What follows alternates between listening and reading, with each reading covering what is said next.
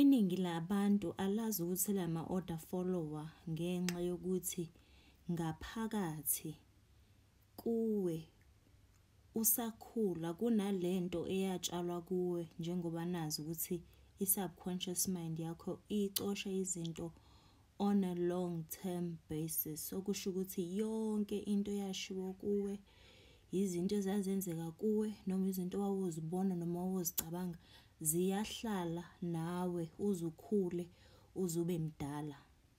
Abantu abaningi abama-order followers bahleli kulezo ndawo ngoba they are self-loathing species, abantu nje in general.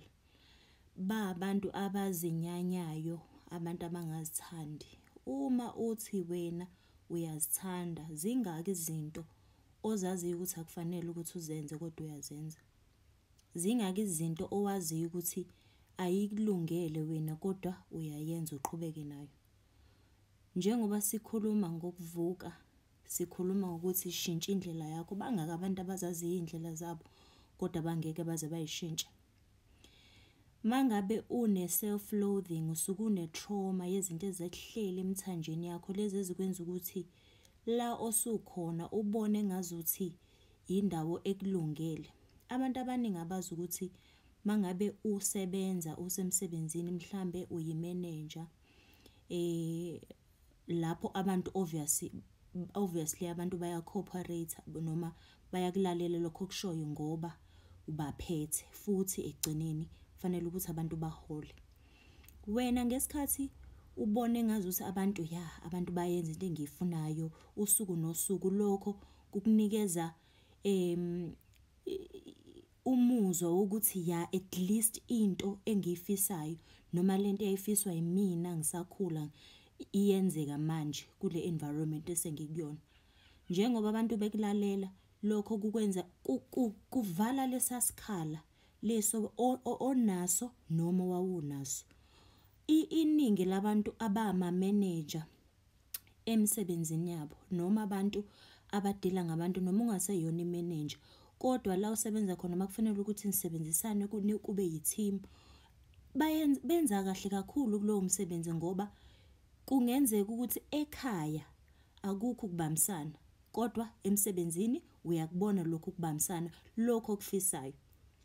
Abantu abahleli, umuntu onesikhundla esontweni, secretary noma oyini esontweni, vele esontweni kwenziwa lento isikhundla lesi akasinikeziwe ukuthi yenziwe, okusho ukuthi abantu baya-cooperate lento akayifuna yenzeka. Kaningi uzothola ukuthi labo bantu abazwani emndenini wabo noma iy'ngane zabo azibalaleli, kodwa mayifika endaweni yomsebenzi uthatha lesa sikhala afuna ukusivala la kaphuma khona ezosikhiphela ebantwini. Kodwa umuntu akakwazi ukukubona lokho ngoba akazi ukuthi umzimba wakho usebenza kanjani kanye ne-ego le kuyingaphakathi. Abantu abaningi bayazi ukuthi akukho right ukudla okuyimfucuza, ukudla okuyi-junk. Bayazi ukuthi akukulungeli imizimba yabo, kodwa bangaka abantu abakhethayo ukuthi mina ngiyayikhwitha i-junk. Bese nithi niyayithanda, nithi nina aninazo izinto enithi wena uyakwazi ukuyikhethela into elungile for wena. Abantu bayayizonda, bangaka abantu abaziyo ukuthi ukubhema kulungile, ukuphuza utshwala kulungile, kodwa bangaka abantu abazothi mina ngiyakuyeka lokho okungalungile. Bangaka abantu abaziyo ukuthi akulungile ukuthi ube yisigqila ngoba usebenza uyi-de facto Satanist, ukusho ukuthi uyafana nje nalabantu abaqashile, kodwa bangaka abantu abazothi mina ngiyakuyeka lokho. Ngoba ekujuleni kwenhliziyo yakho nabantu abayinyanyayo, abantu abazinyanyayo futhi abangafuni ukuthi bathathe i-responsibility ngalolu lwazi abalwaziyo, including abantu abaningi laba claim ukuthi bama-anarchist or ba-woke, still nisa-benefita from izinto ze-cult. Owakho umlenze omunye ungala kwi-cult and government and benefits zakhona, omunye umlenze wakho ngala kwi-anarchy.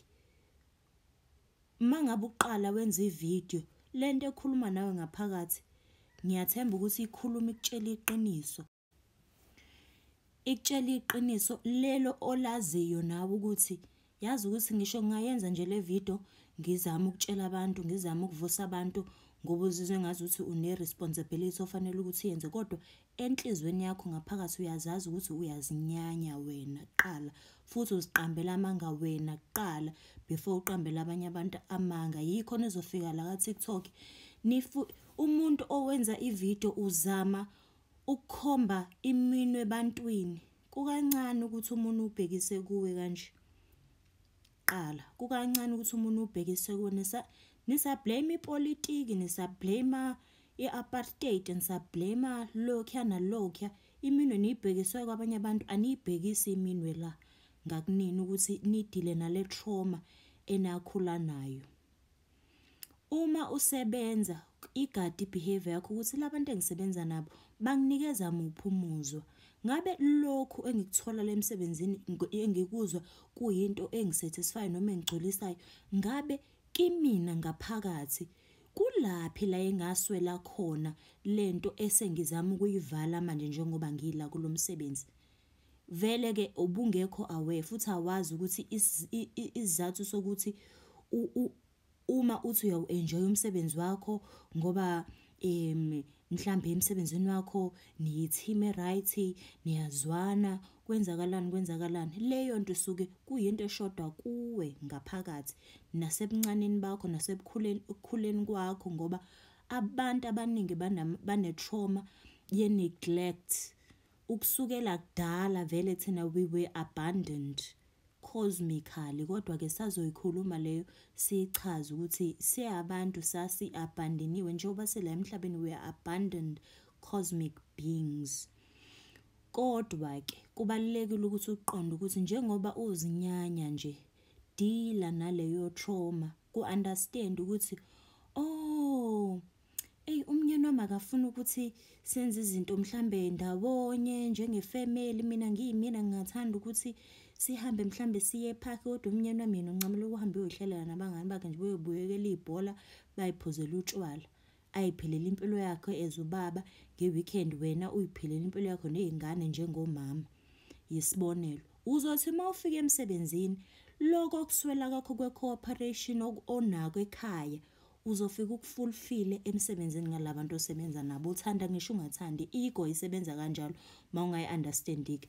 Kodwa-ke ekugcineni zazi ukuthi lokho onakho okushodayo deala nakho, uku-understand ukuthi yini ubehave ngale ndlela ubehave ngakhona. Iningi lama-order followers niyazinyanya, anizithandi at all ngoba nibalekela i-personal responsibility. Ngizochaza i-responsibility ukuthi yini. I-responsibility-ke iloku uzikhethela kumuntu nomuntu, ukukhetha ukwenza okulungile ngaso sonke isikhathi. As long as usaqashiwe useyisigqila, awukakabi nakho ukuthi hayi njengoba ngenza lokhu ngizoyikhethela ukuthi ngenze okuhle ngaso sonke isikhathi, ngoba vele imisebenzi eminingi iwuqashela ukuthi vele uphule umthetho wendalo, wenze lokhu okungalungile, bese wena uthi-ke hayi akusimina engifuna ukwenza lokho, kodwa i-requirement yomsebenzi wami ukuthi ngenze lokho, okugcina abantu kwi-mental enslavement, ukugqalaza abantu ngokomqondo njengoba kwenziwa yonke indawo. Ngikhathala ukuthi usebenza kumuphi umsebenzi, kakhulukazi kahulumeni. Awukwazi futhi ukuyishifta le responsibility uyinikeze omunye umuntu eyakho. Awukwazi ukuyithatha uthi ngiyinikeza ubani ngoba uyena ongiqashile. Neningi labantu leli likholelwa ekutheni njengoba uphila wena awunamandla, awukwazi ukuzivikela, njengoba ningazi ukuthi ibhamu ziphocelwane ebantwini, ucabanga ukuthi lelo lingelo lakho linikeziwe ngokondalo uzolithatha ulinikeze izigebengu ezithize ezibizwa ngamaphoyisa ukuthi izona ezizokuvikela uma kwenzeka kuba nesimo esidinga ukuthi wena uvikeleke. Abantu abaclaim ukuthi ba-woke badinga ukuvuka emaqandeni, uyeke ukuthi wena ngeke ukwazi ukuyivikela, awudingi isibhamu ngoba wena uzomeditate ube kwi-zen mode bese zonke iy'nkinga ziyahamba. Noma laba abafuna ukuphuca ilungelo lakho lendalo kuwena, ucabanga ukuthi bazovele besuke. Fanele sivuke emaqandeni sikwazi ukuyimela ngokomthetho wendalo.